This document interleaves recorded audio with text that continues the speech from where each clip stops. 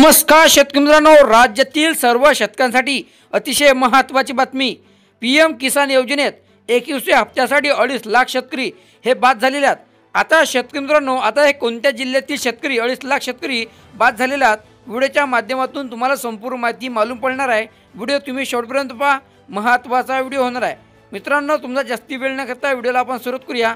तत्पूर्वी तुम्ही व्हिडिओवर पहिल्यांदा आला असाल तर चॅनलला नक्की सबस्क्राइब करून घ्या, जेणेकरून व्हिडिओचे नोटिफिकेशन तुम्हाला डेली आपल्या चॅनलवर पाहायला मिळतील। तर चला आता वळूया व्हिडिओकडे। शेतकरी मित्रांनो, पंतप्रधान किसान सन्मान योजनेचा लाभ एका कुटुंबात एकाला देण्याच्या निकषामुळे 20व्या हप्त्याच्या तुलनेत 21व्या हप्त्यावेळी देण्यात येणाऱ्या लाभार्थ्यांमध्ये तब्बल 2.5 लाख शेतकऱ्यांना वगळले आहे। शेतकरी मित्रांनो, केंद्र सरकारने यासाठी आधार प्राप्तिकर आणि शिधापत्रिका पोर्टलच्या आधारे या शेतकरी कुटुंबाची सदस्य संख्या आणि उत्पन्न तपासण्यास सुरुवात केली आहे।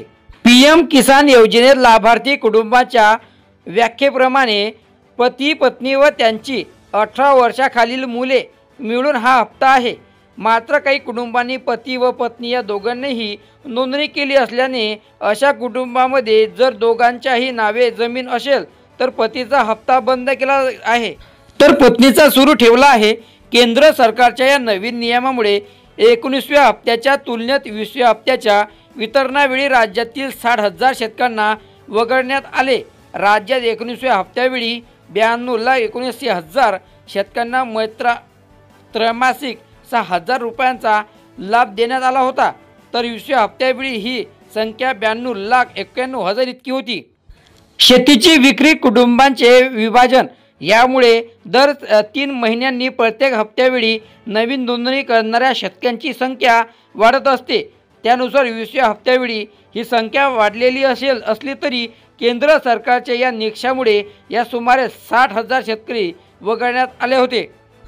1808 कोटी रुपये देणार राज्यातील 20,41,241 शेतकरी पात्र आहेत।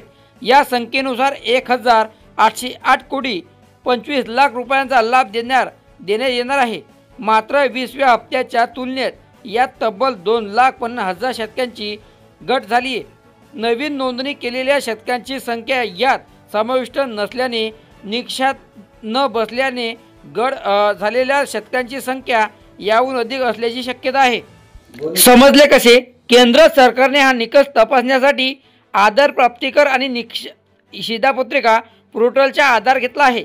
राज्य सरकारच्या कृषी विभागाकडून पात्र लाभार्थ्यांची यादी केंद्र सरकारकडे दिल्यानंतर त्याची या पोर्टल आधारे पडताळणी केली जाते। त्यानंतर ती पुन्हा राज्य सरकारकडे भूमी अभिलेख नोंदणी अद्ययावत करणे, बँक खाते आधार संलग्न करणे, KYCची प्रमाणीकरण करणे यासाठी परत पाठवले जाते। तर मित्रांनो, तुमच्याकडे अशी महत्त्वाची अपडेट समोर आली होती। चला भेटूया नवीन माहितीसोबत। धन्यवाद।